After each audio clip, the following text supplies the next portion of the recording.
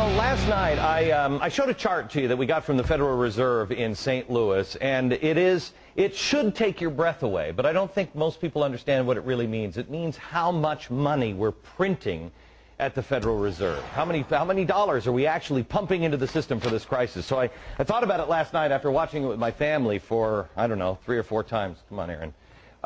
And I watched it with my family, and they said, Dad, I don't even know what that means. What does that mean? So I thought, there's another way that I could show this to you. There's another way that, at least Al Gore did it with a slideshow, and now everybody thinks that that's true. So why don't we show you some true stuff on the slideshow? And actually, because, you know, we're a 5 o'clock show, we're cheap, we had to go borrow Sean Hannity's set, so we're going into Sean's. Shh, we'll be very, very quiet. We'll come in here, and this is a chart that I tried to show you last night, but I wanted to blow it up a little bit. This is billions of dollars. This is how much money do we print and have in the system at any given time. Let me start at 1929. Show me here we go. 1929, here's the stock market crash, all right? Now, if you see, we were on the gold standard, so we couldn't print much more money. We had the stock market crash, but we didn't do all of the stuff that we're doing now, just printing money. Go ahead, step to the next thing. And we go up to 1941. That's the Great Depression. Still haven't pumped a lot of money into the system because, again, on the gold standard. Then we have World War II, and we'll take this all the way to 1965. You'll see it comes up. We had 2 wars. We had World War II, and we also had the Korean War. In 1965, we were having the Vietnam War. But here's where it gets sticky, because we had all these wars, and we tried to dogpile on with the Great Society. Well, how are we going to pay for all that? Well, in 1971, Richard Nixon says, why don't we get rid of the gold standard? So that way, we can just print whatever we want. But we promise the rest of the world, oh, no. We'll never print too much. Really, we're good for it. I mean, look at our record here. We don't do that. Great Society kicks in, and look what happens. Next point, please.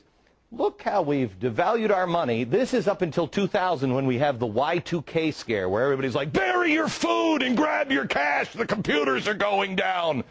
That's why the government put this little spike here. If you see that little spike, it goes up because they just dump a lot of cash into it, and then they bring it back in. They pull it back in. But it's difficult to pull things back in, especially when you have a horrible event like 9/11. Next stop is 9/11. You'll see it's just a little spike back up just a little bit. Remember how everybody was freaked out that the world was coming to an end? Do your patriotic duty. Go spend. Go out there and get into the stock market. Well, we did. And then this is the kind of spending we get. As you see here, the federal bailout's just about to begin. We're in, let me get into my Al Gore machine.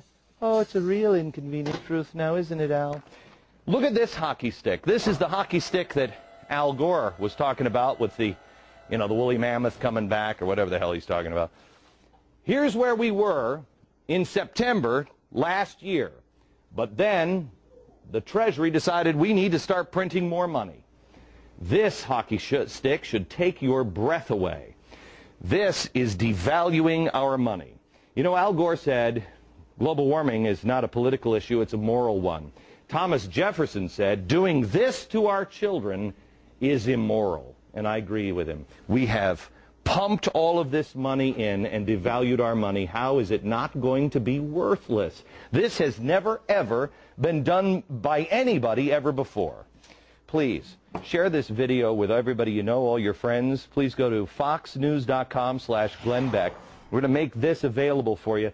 Pass it on to your friends. This is real trouble. Not in 1,000 years.